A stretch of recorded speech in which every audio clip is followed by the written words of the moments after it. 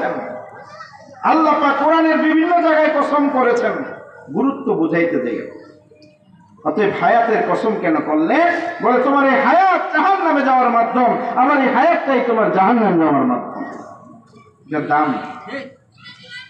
পয়গম্বরে আরবি বলেন, পয়গম্বরে আরবি বলেন, আল কাইয়িসু মান দানা নাফসাহু ওয়া আমিলা লিমা বাদাল মাউত। বুদ্ধিমান হলো তারা যারা দুনিয়ার জিন্দেগিতে বাদাল মউত মানে মউতের পরের জিন্দেগির চিন্তা কইরা আমল করে, তারাই হলো চালাক। এই জন্য নামাজীদেরকে দেখবেন মানুষ বোকা মনে করে। আসলে দুনিয়াতে যাদেরকে আমরা বোকা মনে করি, এরাই আসল চালাক।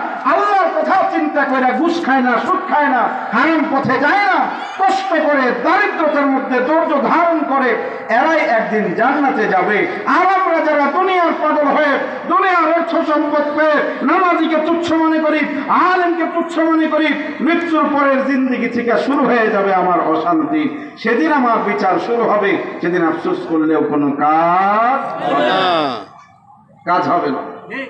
এই জন্য আলেম আমাদেরকে মহব্বত করবেন। আলেমরা আসমান থেকে নাজিল হয় নাই।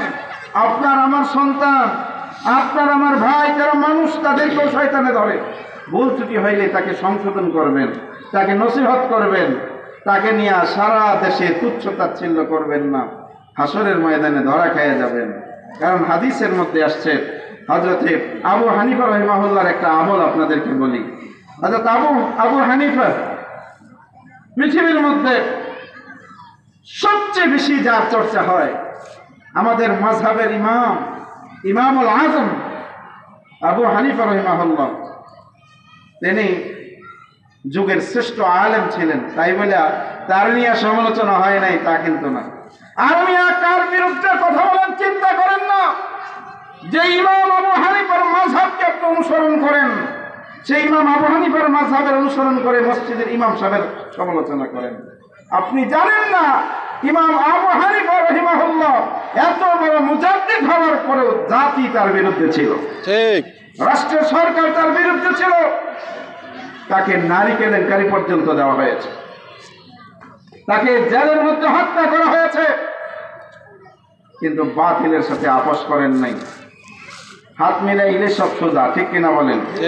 আমরা বিগত দিনে দেখেছি আওয়ামী ফ্যাসিস্টের যাওয়ার সময় যে সমস্ত আলেমরা আপোষ করে নাই, জুলুম অত্যাচারের বিরুদ্ধে মুখ খুলেছে, ন্যায়ের পক্ষে কথা বলেছে, তাদেরকে বছরের পর বছর জেল খাটানো হয়েছে, ঠিক কিনা বলেন?